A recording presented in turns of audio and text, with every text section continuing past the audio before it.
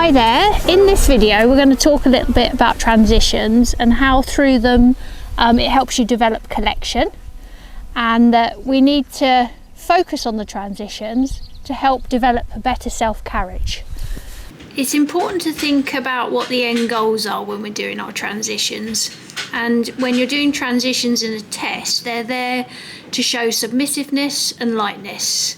But when we're training, they're there to really prepare us for the movement.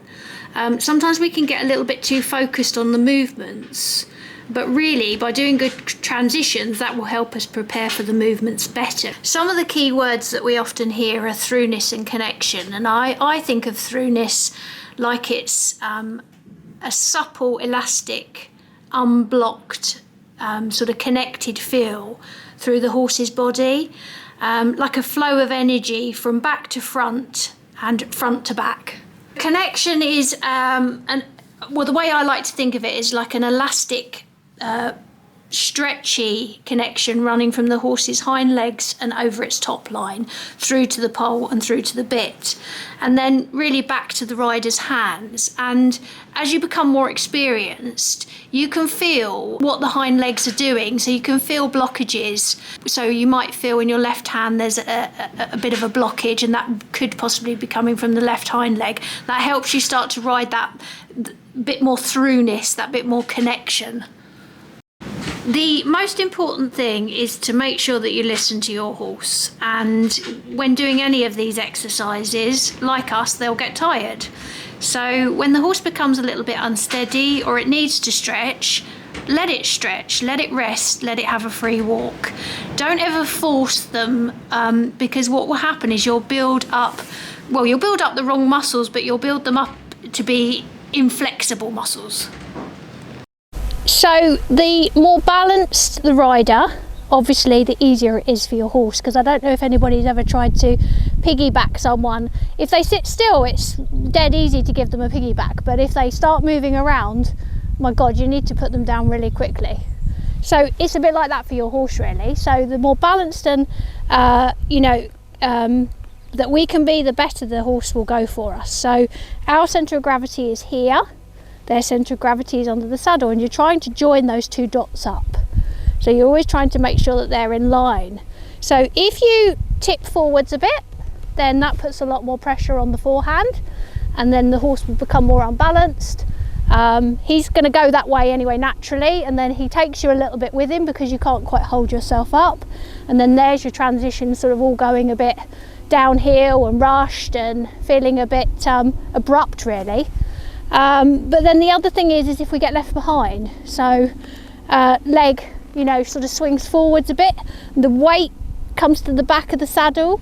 What that will do is it will make the horse go hollow. So I can actually show you with the stick is ideally we'd like to have him like this, where we're sitting on top of the bridge, and then if we sit a little bit behind the saddle, too far back, and we make him hollow, it's like we're sitting in a little hammock, and that's not ideal, because what will happen is the pelvis will rotate backwards, and then the hind leg is even further away from you. So then that makes another problem with the transition. So you can either be too on the forehand, or you can be too hollow and not connected with the hind leg at all. Okay, so I'm going to do a transition from trot down to walk. I'm going to soften my back, use my seat, close my leg, close my thumb, and keep the walk active just by relaxing but using just my lower leg. Just trying to keep him nice and soft onto the inside rein. I don't want to hang on to that inside rein. And I'll just do another trot this way.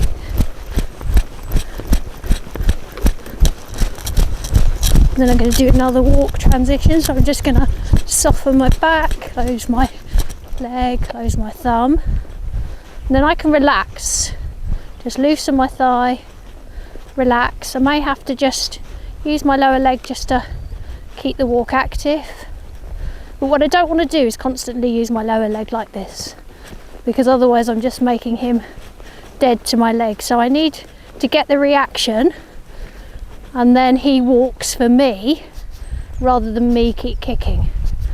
So the transitions are good because they'll just sharpen him up a little bit. Sharpen him up off my leg.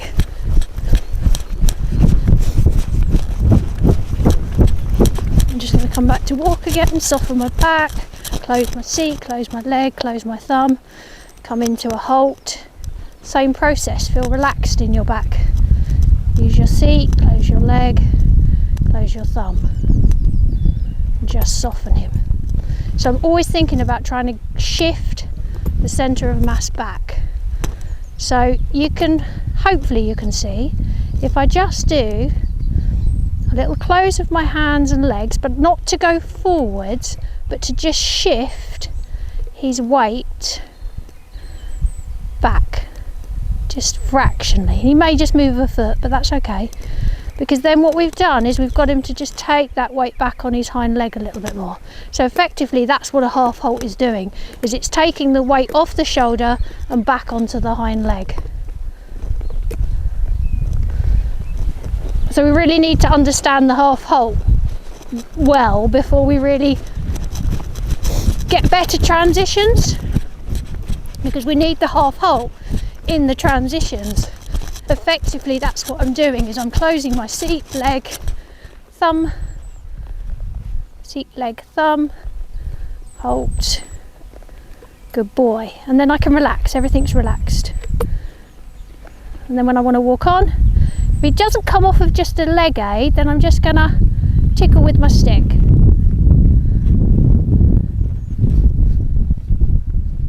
Because we don't want to have to keep kicking. Trot again. Try and let the leg just hang. And we close the leg, come back to walk, come back to halt. And this time we're going to do, you can just see that this foreleg is a little bit behind, so I'm just going to move that to make that a little squarer. So I just use that leg and that's it, just to try and square him up. Now I'm going to go for a little rein back.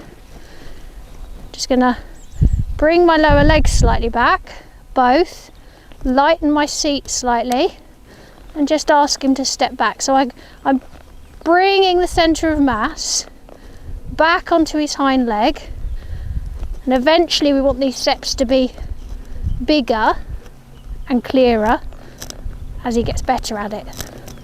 But this will really help us now as we go forwards. He'll be much lighter in our hands, leg on, then relax, much lighter, more connected. The trot starts to get a little better,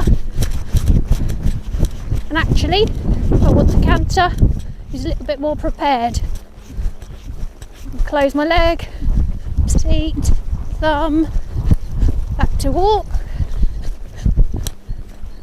and a halt, close my leg, close my thumb, think a little rein back, just lower legs back, and if that happens, just wait. So you give him time to work out what you're asking, then ask again. Don't rush them, just take your time. And forwards. Good boy. So what I want to do is just demonstrate when you get a little bit too straight with your arms and you get a little bit stiff in your upper body, and then you try to halt. You see, you sort of end up, the centre of mass ends up going into the shoulder, and the horse goes more and more forwards with his nose, and you get a hollow feeling in your halt. So you really need to make sure that your arms are like shock absorbers, and you keep that nice bend and don't let them get really straight and rigid. So nice flexible arms, and then the transitions, there's a nicer feel to the horse's mouth and you get a nice connection. But if you get too rigid on the rein and too firm, the horse will poke his nose. So stay relaxed, really stay relaxed. You don't need to hang on. Close your leg, seat, thumb, And then as I just stand here in the halt, I'm just going to not do a rein back, but I'm going to think about a rein back, but just so that I shift his centre of mass back to the hind leg. So I just slightly bring my legs back, just close my fingers around the reins, shift that weight out of his shoulder, and it's not happened yet, but it will happen in a moment. There.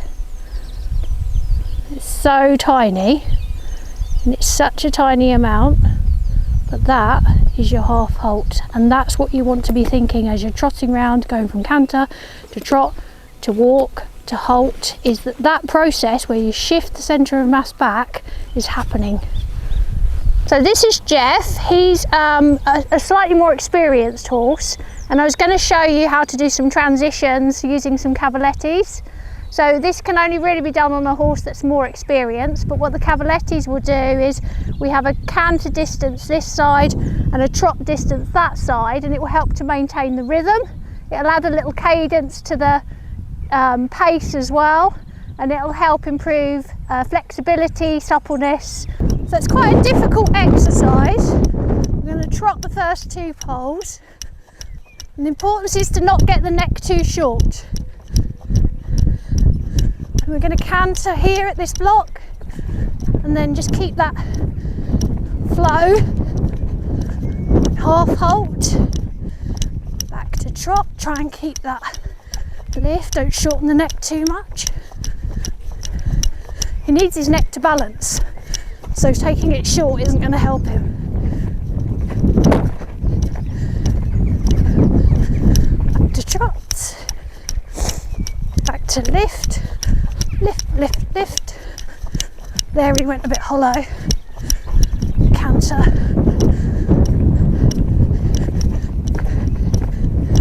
And back to trot. That is a really difficult exercise, and you don't want to be spending too long doing it, but it's an important exercise to just change things up a little bit, give them variety.